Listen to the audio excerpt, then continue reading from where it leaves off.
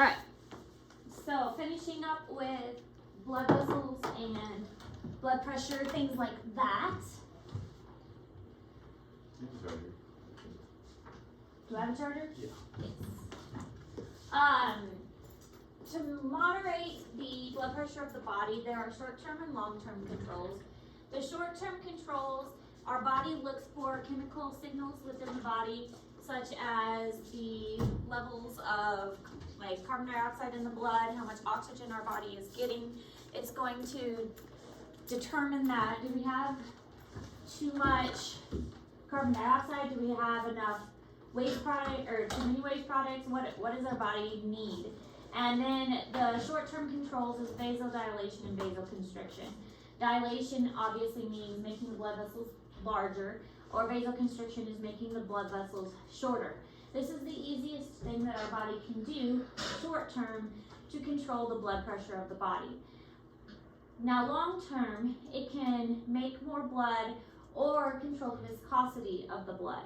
So it can produce more red blood cells overall, or it can control the amount of viscosity by adding more water into the blood by the kidneys, or taking water out of the blood at the kidney level too, making the blood thicker, making the blood not as thick. So controlling this blood, or controlling how thick the blood is going to control the blood pressure as well. But that takes more time. The body is going to need a little bit of time in order to do that. So the short-term controls, again, it's just faster to dilate or constrict the vessels.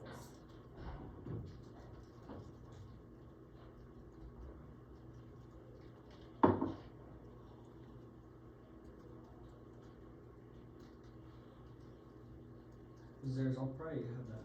I'll try and have that done by the end of the day. Okay.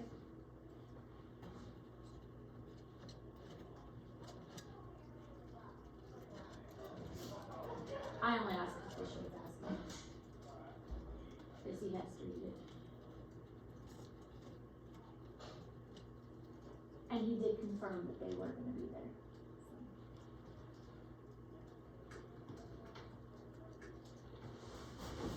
Yeah.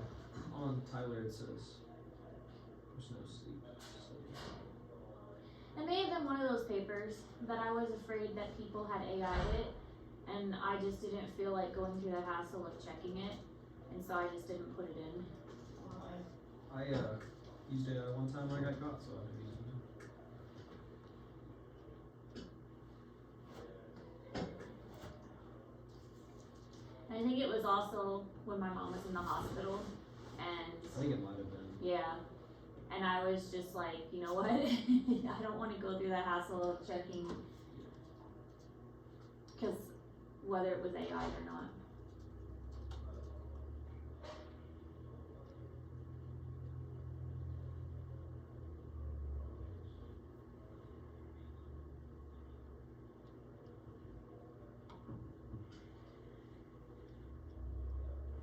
Alright, there's also something called a baroreceptor. Now remember, receptors are things in the body that tell our body what it needs to do. So a baroreceptor constantly monitors how much blood we have, specifically the pressures, and when your blood pressure needs to change, your baroreceptor tells your brain this. Again, it's the medulla of your brain, the brain stem, that is regulating the cardiovascular system. So it's sending signals to the cardiovascular system that there's too much blood pressure, the blood pressure is too high, the blood pressure is too low, we need to do something about this. So these baroreceptors are sensing this and saying we need to monitor this blood pressure, we need to change it, it's too high, it's too low, let's do something about that.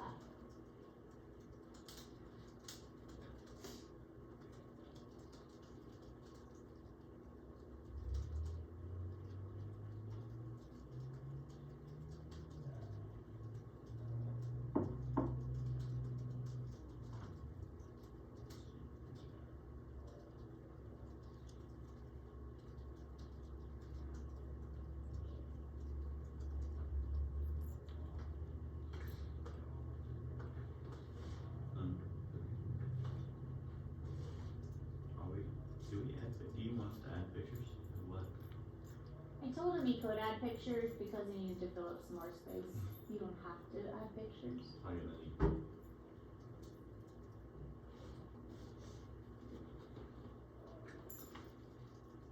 Because it wasn't a requirement on it. You won't get points taken off if there are no pictures.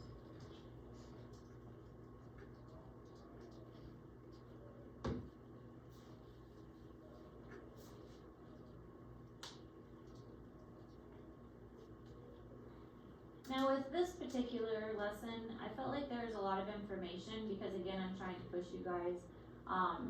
That was important, and it was hard for me to take stuff out. So I put a lot in Google Classroom to kind of help you out, so there wasn't as much to write. And a lot of it was kind of definitions of words that you're probably familiar with, like hypotension, hypertension, things you've heard before.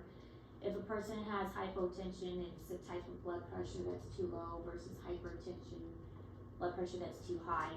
So that stuff I felt like was important to know, but you didn't necessarily need to write down. So to make notes go a little faster, I put a lot of stuff in Google Classroom with these notes.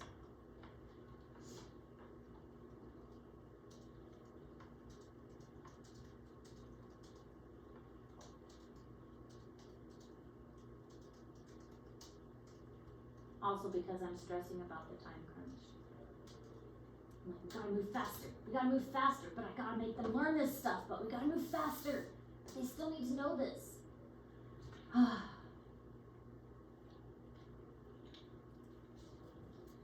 So there's also this thing called the baroreceptor initiated reflex, and this helps to maintain the blood pressure at a nearly constant level. Our body wants 120/80. That's what our body wants, but it's gotta do things to maintain that. So when we are exercising, our blood pressure is going to increase, but our body tries to get it back to 120/80. So it's gonna do things, to increase blood pressure is going to stimulate this initiated reflex by, when the blood pressure increases, it's going to increase the vessel diameter. So it's going to make the vessels bigger because that's going to cause a decrease in the flow. So that's going to make the heart rate slow down. It's going to decrease the cardiac output and the peripheral resistance. And so basically what it's going to do is that all of these things are going to lower the blood pressure. So when our blood pressure starts to go up, our body is going to automatically go into this feedback loop and say, okay, what can we do to lower the heart or the blood pressure? And we can do this. We can increase the vessel diameter, we can decrease the heart rate, we can decrease the cardiac output, we can decrease the resistance. Peripheral resistance, I think we mentioned this before, but I couldn't remember for sure, so I put the definition in there again. It's the resistance of the arteries to blood flow. So peripheral resistance would be if the vasoconstriction, so then our vessels would vasodilate to decrease that resistance.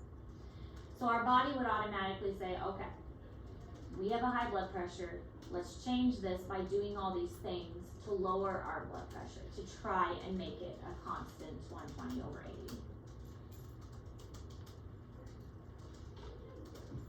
I was playing around with my blood pressure this morning, making my arm go numb. I always have a lower blood Eating pressure. healthy, right? You do it repeatedly, no? How many times did you do it? Just 2 or 3, but 2 or 3 in a row. Well,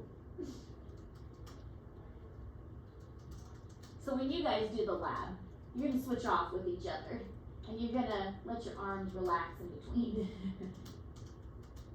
And that's why I don't know if we're gonna be able to finish the lab in one day, and I think it's gonna have to carry over to after spring break.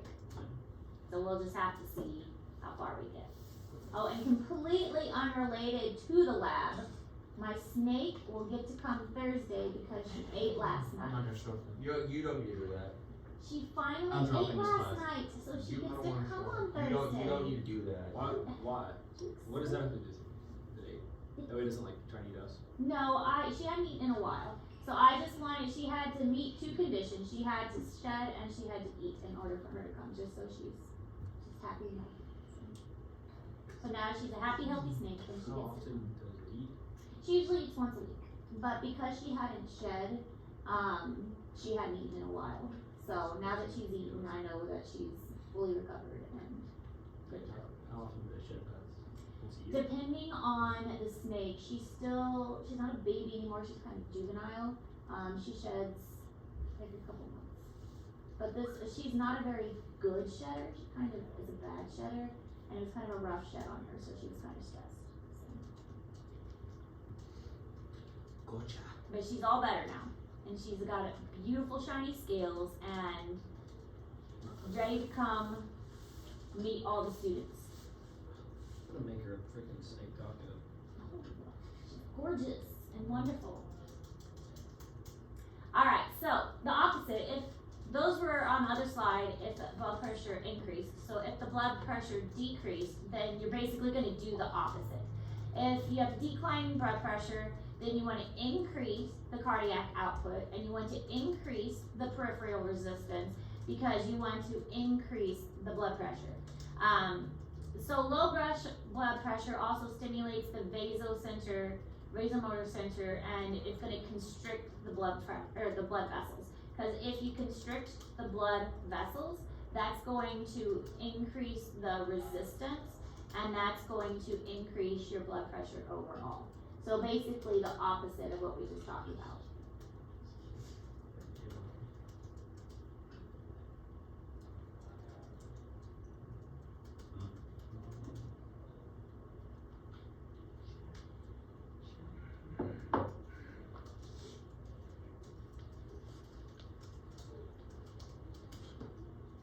Now if I could just find the other snake. It's still missing? Still missing. In your house? Yes. I couldn't. Did you miss that? My new snake, the little one, I think I escaped. did this. I didn't think I'd be able to sleep. No, I didn't know. You bought a new snake, yeah. I didn't did know buy it was a new snake and it escaped. That's what I would not be able missing. Burn your house down. Yeah. And then the little new one escaped on Friday and it's been missing since Friday. Good for And him. we looked everywhere. This air got cranky, that thing's probably dead. I'm afraid I still think it's gonna show up. I'm hopeful. I probably did too. I'm hopeful. I did feed it right before it escaped, so it's probably good for a little while. Yeah. So this kind of shows the process. This is in Google Classroom. Like I said, in this lesson I put a lot of things in Google Classroom just to kind of keep us moving at a good pace. So the medulla is, again, the brain stem is what's regulating a lot of the cardiovascular functions. The heart and the vessels the vessels particularly are what are going to have a lot of effect on the blood pressure. The baroreceptors are going to be the ones that determine what is really going on within the vessels, and they're going to send that information to the brain. The brain is going to be the coordinating center and then send that through the efferent pathways. And that's going to be determined how the body responds. So just a feedback loop, which we talked about at the very beginning of the semester. This is a more complicated one, and it's talking about homeostasis, that out of balance, and so our body wants to get it back into balance, whether by constricting or vasodilation or vasoconstriction. That's the main way, and these are the short-term methods that our body is going to use. So blood pressure is regulated by chemoreceptor reflex, sensitive to oxygen and carbon dioxide. This is one of the main ways that our body regulates the chemical controls of our body, telling us what we need to do to increase how much breathing we have, or how much oxygen and carbon dioxide we have, is looking at the carbon dioxide levels. If there's a lot of carbon dioxide in our blood, that means we need to increase our breathing. And so again, it comes back to the short-term control, and that comes back to the medulla. The medulla is really the one that's regulating all of this.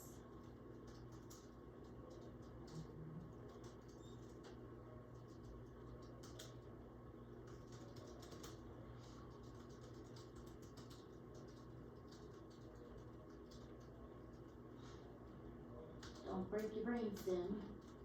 Otherwise, your cardiovascular system's not gonna work.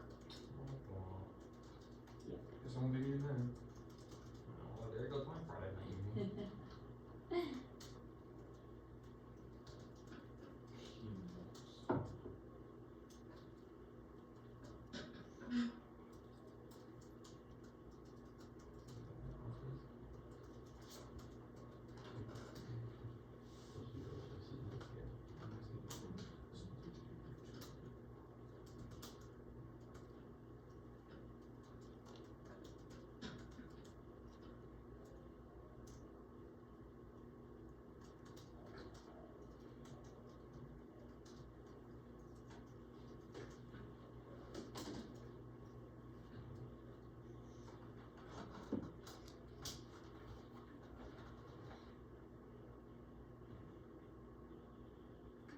think I might be able to.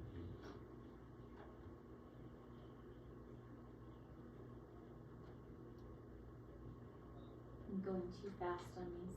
Oh, I miss my old mouse, or my old clicker. Okay, so these are all in Google Classroom. I didn't want you to have to write all these down. These are chemicals that increase blood pressure, and some of these, well, most of these are found in the brain and other glands. So adrenal medulla hormone, and they are going to increase blood pressure. Antidiuretic hormone, and they're going to cause intense vasoconstriction. So all of these are increasing the blood pressure. Vasoconstriction, again, making the vessels smaller, so that's going to make it more difficult to push the blood through. Angiotensin 2 is released in the kidney, and that's going to intense vasoconstriction and another vasoconstrictor. So anything that's going to constrict the vessels, all of these are going to increase the blood pressure. So for the test, I would maybe just pick one or two of these, and a question may be, what are two chemicals that can increase blood pressure? And these are examples of one that decrease blood pressure. So atrial natriuretic peptide. Nitric oxide, this is what they give you at the dentist.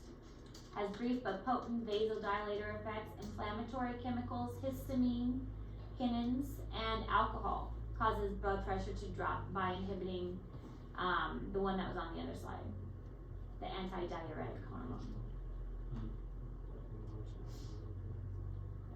Alright, but those were all the short-term effects, because the short-term effects of blood pressure was vasoconstriction and vasodilation. But if we wanted to do something long-term about blood pressure, then we really need to look at altering blood volume overall.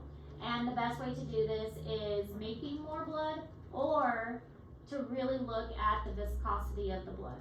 And this includes the water retention. So increased blood pressure stimulates the kidneys to eliminate water. And if you're eliminating water, then you're making the blood thicker, because you're taking the water out, and then you're making the blood thicker by leaving all what are called the formed elements, the red blood cells, the platelets, and the white blood cells. You're leaving that behind. Now, if you want to decrease the blood pressure, you stimulate the kidneys to increase the blood volume by retaining the water. So if there's extra water in there, then you're making your blood more liquidy, and that's going to have less resistance to flow. So that's going to maintain a better flow, and there's going to be a whole lot less resistance of the peripheral resistance. So all of that together is going to be more of a long term, because it's going to take your body much longer to do that, to filter things out through the kidneys.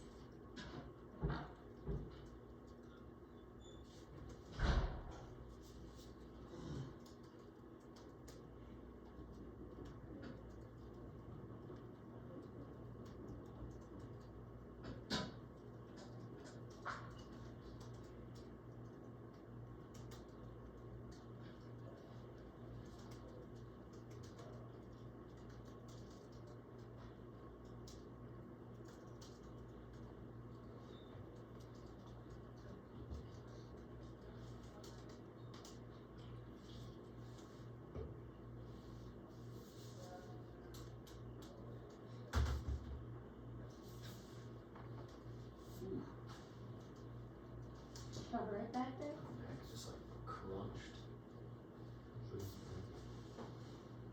What are you gonna show me? What? Excellent something, I don't know. Exercise. What? Watch out, man. What if you walk over to the library and say, Everybody's always so mean to each other. Huh? And everybody's always so mean to each other. No, we don't mean We're it. not even being like, Yeah, no. I know we you mean don't mean it, but it's we funny. just give it back to each other. Just send it. I personally, it's mutual. It's mutual. It's mutual meanness. Yeah. It's like how guys bond. It They're kind just, of low key is. just naturally mean to each other as a You bonding don't thing. even have to. Alright, so whenever you go to a doctor in general, they're gonna take what are called your vital statistics or your vital signs. They always do this. They take your weight, they take your height. Then they're going to take your temperature. Then they're going to put a little thing on your finger, and the thing on your finger takes your pulse and it takes your oxygen levels. They're also going, well, before they put the thing on your finger to take your pulse, they would take it on your wrist, and they still might take it on your wrist, but now they've got the cool thing on your finger that does it instead. And the thing on your, that was called your radial pulse, because your radial is, there's a vessel that is on the side of your thumb. On the side of your thumb, that's your radius, but that would be your radial pulse.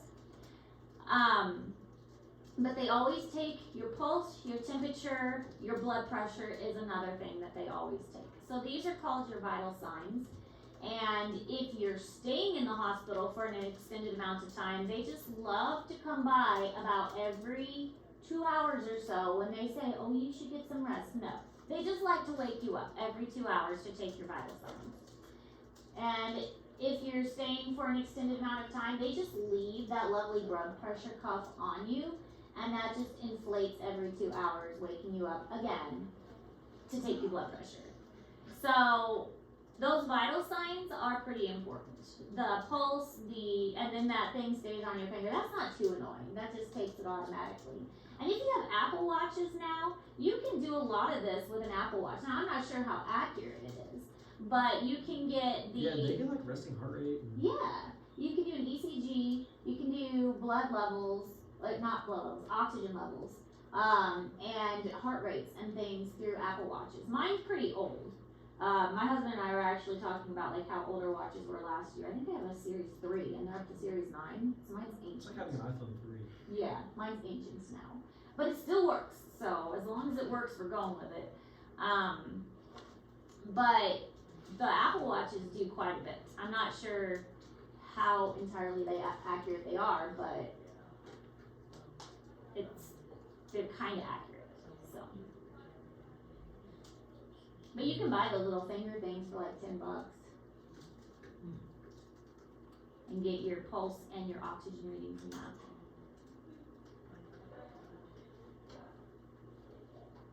Does anybody in here have an Apple Watch? I still have I've it. seen the phone basically on your wrist. It is. I like it because I can see, no, I'm not talking to you, Siri. Like if school calls for my kids. And if I have to answer the phone or not. But as I said, mine is a Series 3 that I've had for forever. And it does take the oxygen level. I don't think it's super accurate. I don't use it very much. I like that it tracks my sleep though, that's kind of fun. Tells me how good I slept. Which is never very good.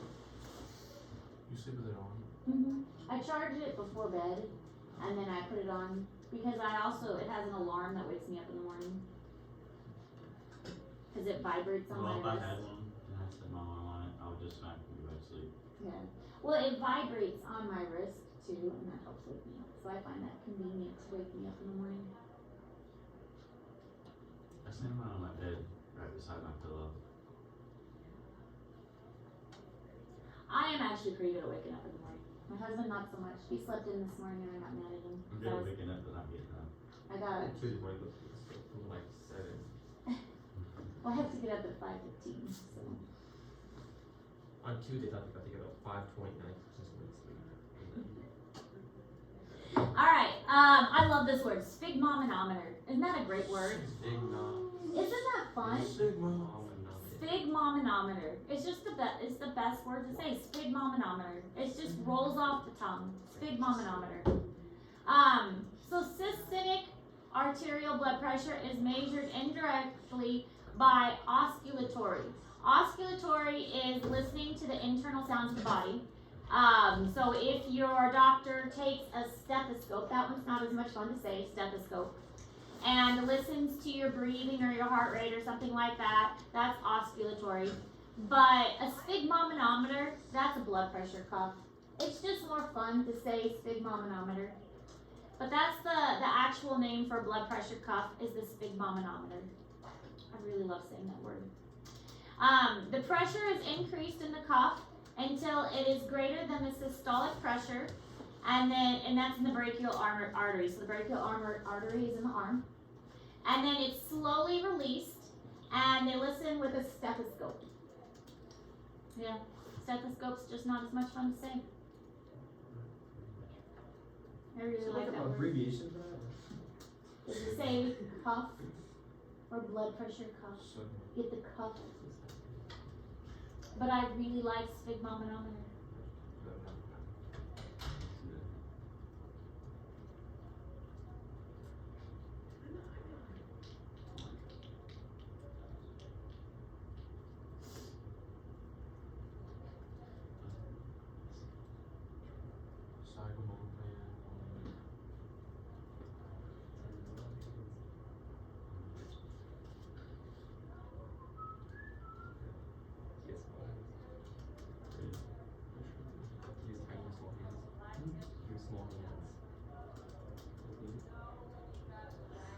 What are you trying to say? Last time we were talking to you. Hold on. We were talking. You said two was great. He said kids want him to do great.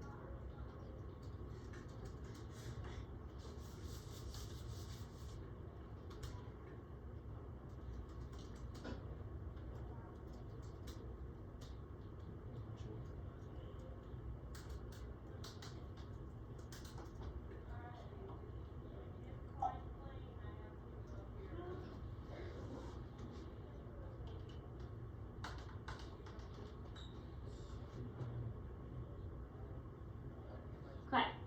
So when you put the cuff on, you inflate it really far so it hurts.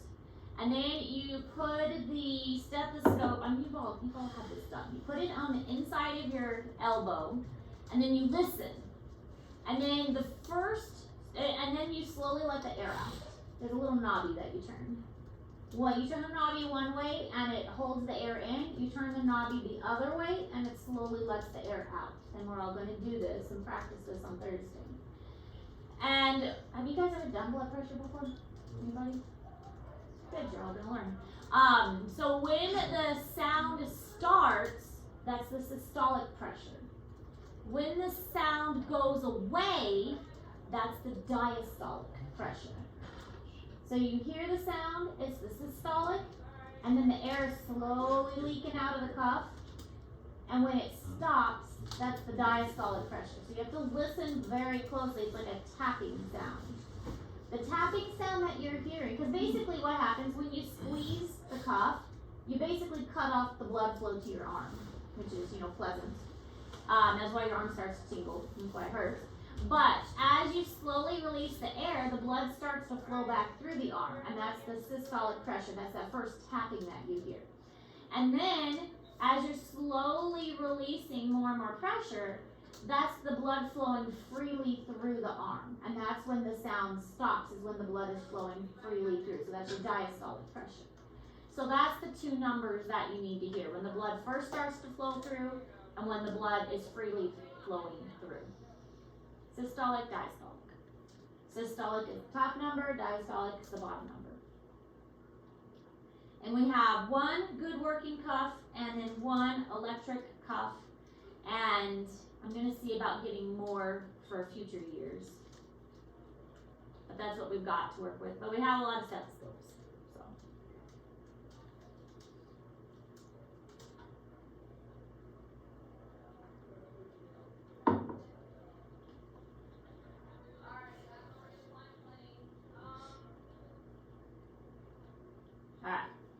This is how to take blood pressure.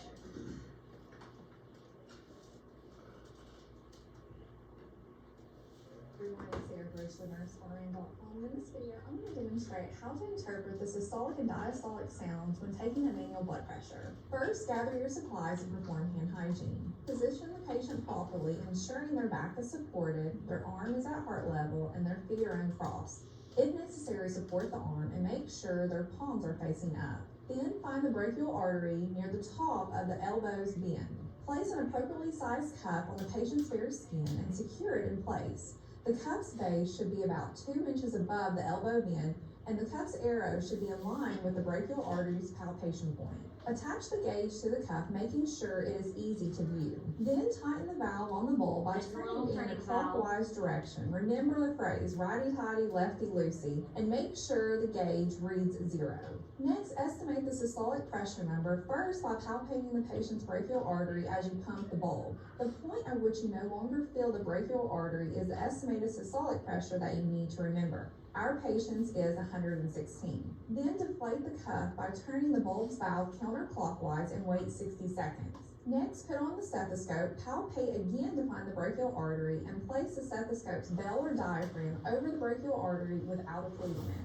Confirm the gauge is at 0, tighten the bulb's valve by turning it clockwise, and pump the bulb until the gauge reads 30 millimeters of mercury higher than the estimated systolic number that you noted earlier. So based on our patient's estimated systolic pressure, we're going to inflate to 146 millimeters of mercury. Then slowly turn the valve counterclockwise until the needle begins to drop at a speed of 2 millimeters of mercury per second. Listen closely for the first sound to appear and note the reading on the gauge. This is the systolic blood pressure, which is the top number you need to remember. Continue to allow air to leave the cuff and note the point on the gauge when the sound stops completely. This is the diastolic pressure number, which is the bottom number you need to remember. And I do just want to point out that in the past, the last sound heard was the diastolic number. But now many guidelines consider the diastolic to be the point at which the sound stops. Now let's listen for the systolic and diastolic numbers together to help you understand how to determine the patient's blood pressure.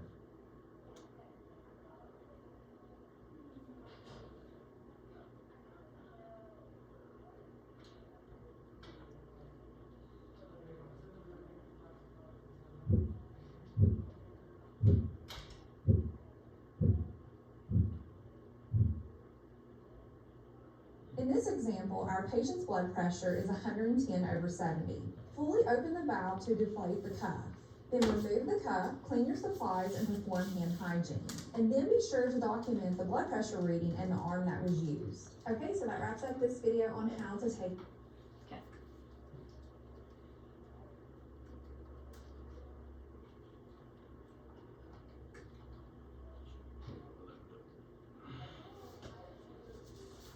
No, I don't want to watch it again. Okay. So I gave us some examples that we're going to practice with, and we're going to see if you guys can hear and figure out the blood pressure. Are you ready? Are you ready to test your skills? Yeah. Are you ready? Jordan. Okay.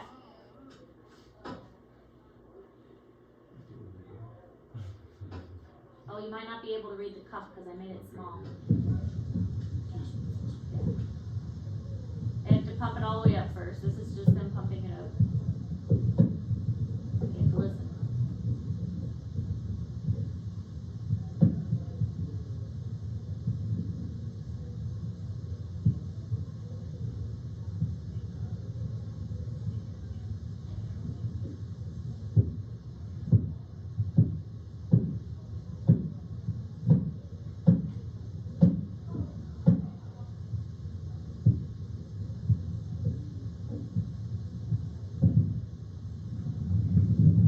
What do you think it was? It was 60, something over 65. That's what I heard the last time, I thought. Can you do it again? Put it back.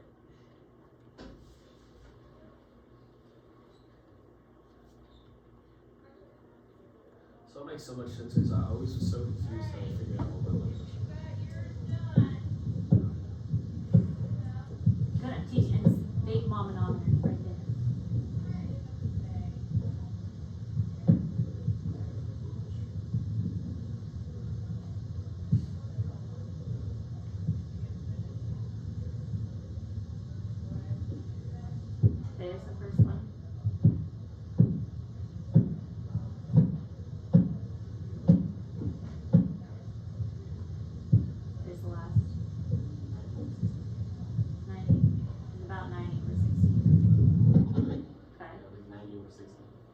About 90 over 60.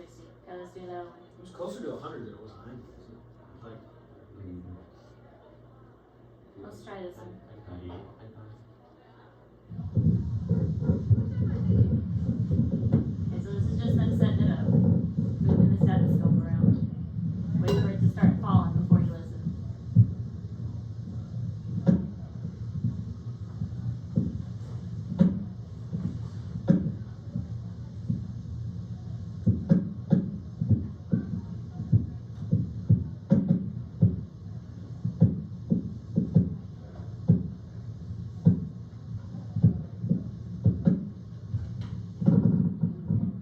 it was weird. I couldn't really. That one was a little more The sound challenging. wasn't. Let's try it again. Banging around or something. Yeah, that one was kind of weird. Let's see if we can do that one again.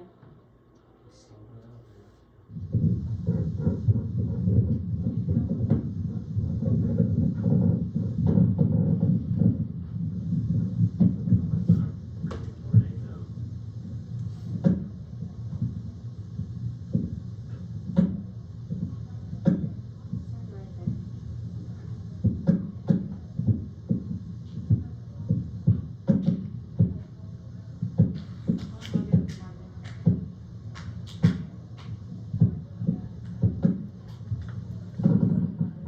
It was 60. 68, not 68, 66.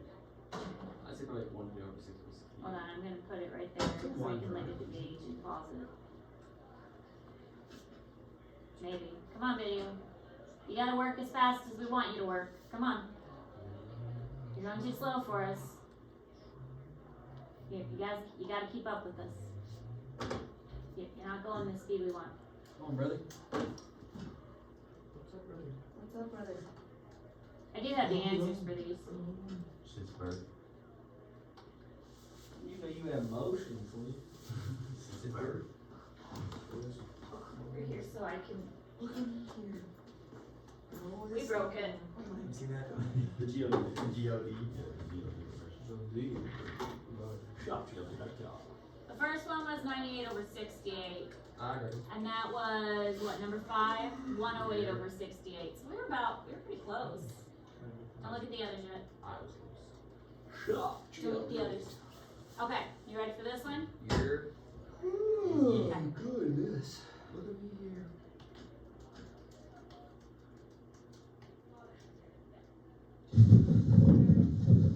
I will tell you this one's a little higher.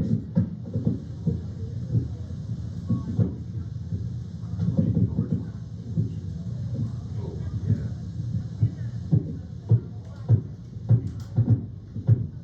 Rome is definitely 200. I've got that around 150-ish.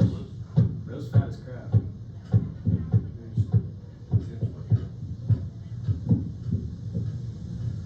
120 over 72. It's so goes. No, but like 150 over 30. That's my guy. Okay, let's try again. You're supposed to be able to hear it, right? You Just watch give 30. it- Watch for me. Stop See, there. like, just start. Listen. Ooh, well, yeah, 130.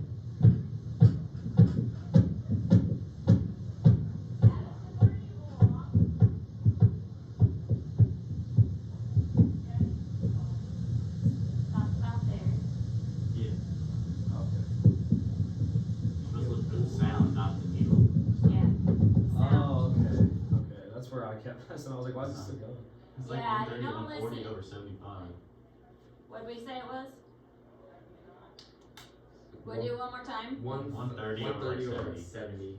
Let's go one 130 more over time. 70. Yeah. We're not watching that one more time. 142 over 76.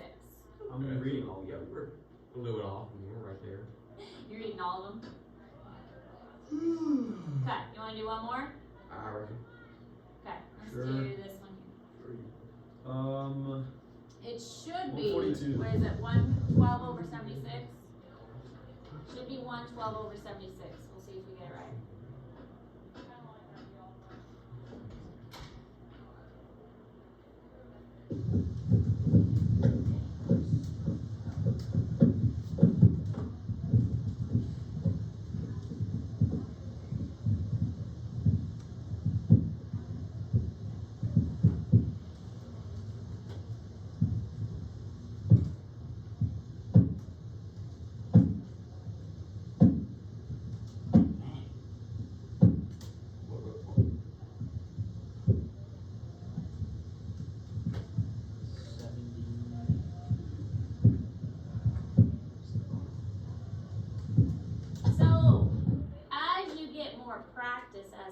professional in the future, you're gonna have to be more precise. You can't say ish. I mean, you're gonna have to be more precise.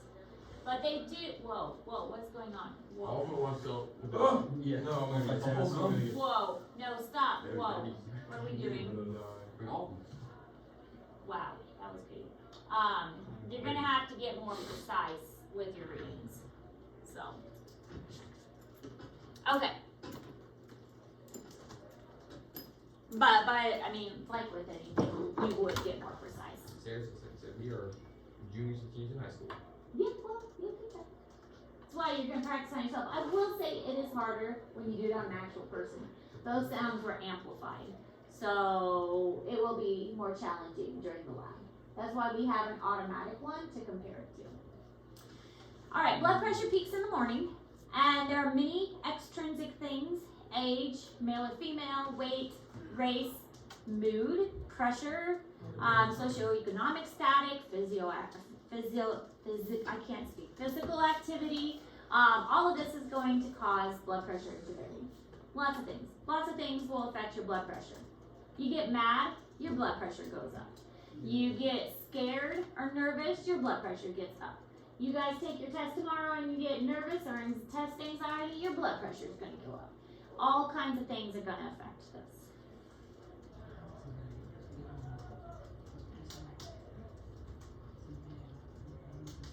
Our body tries to keep it at 120/80, but not a single one of those videos was 120/80.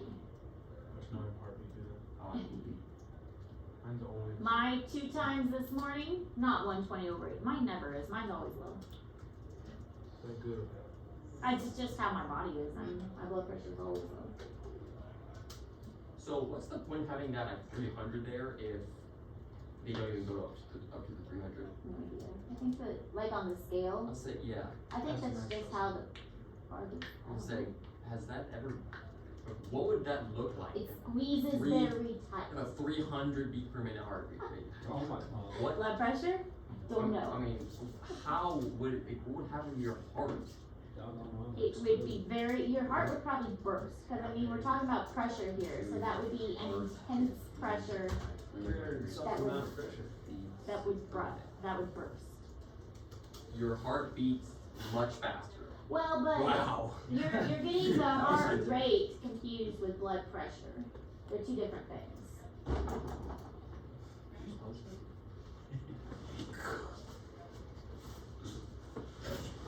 All right. So this chart is, this bottom one's kind of hard to see, but it's kind of a neat chart to talk about hypotension versus hypertension, and just kind of color coded. Normal blood pressure and where it falls, 120/80 again is the normal, and it's in Google Classroom. But hypotension versus hypertension. So I'm really kind of almost in the hypotension where I have low blood pressure, where mine isn't at, well, sometimes it gets down kind of low to almost 100, but not typically. Mine's usually 110/60, around there. So it's not in the hypotension, because if I was hypotensive, it'd have to be below 100. And it's usually like 110/60 is what mine is. Hypertension is anything over 140/90 is high blood pressure. Temporary elevations are normal. I mean, if you have a fever, if you're like doing physical activity, if you're emotionally upset, all that's normal. But when it is chronic means long term. If you haven't had medical terminology, chronic means over a long amount of time. That's what chronic means, over a long amount of time. If you are doing something and it is not going away, that's chronic. Chronic elevation is a major cause for concern, because your heart gets tired of pumping for that much force for such a long time. That's not good. It can lead to heart failure, it can lead to vascular disease, it can lead to renal failure, because your kidneys can't handle that much force, your vessels can't handle that much force, your brain and capillaries cannot handle that much force for such an extended amount of time. That's not good. Hypotension isn't necessarily good either because your body isn't going to get the nutrients it needs. You're going to get dizzy when you stand up, especially. That's going to be bad as well. This is going to be our last slide. So we didn't get through quite all of the notes. We will hold off and finish up the notes on Thursday, and then we will start the lab. I don't think we're going to finish the lab until we get back from spring break. But we'll finish up the notes on Thursday, and then, oh, I thought you were hitting your computer, and I was like, Carter, computer. We'll finish up the notes on Thursday, and we'll start the lab on Thursday, and we'll just have to finish up the lab when we get back from spring break. Questions? Good luck to you all on your test tomorrow for those that are taking it. The rest of you, I will see you tomorrow, and the ones that are here, you can get started on the lab tomorrow.